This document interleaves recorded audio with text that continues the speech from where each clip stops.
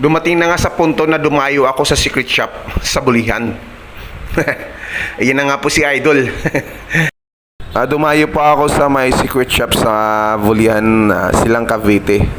So napakalayo nun, almost 41 kilometers galing sa Manila.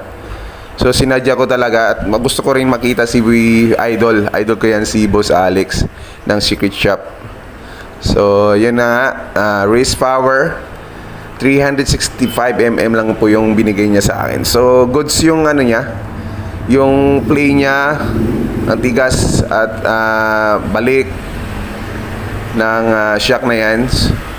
So siyempre ito lang yung first time kong nag-ano pa ng shock, hindi ko pa alam yung ibang klaseng shock. So sa akin, for the race power, goods na good sa akin yan. So thank you po sa lahat ng staff ng secret shop sa may Bulihan, Silang Cavite at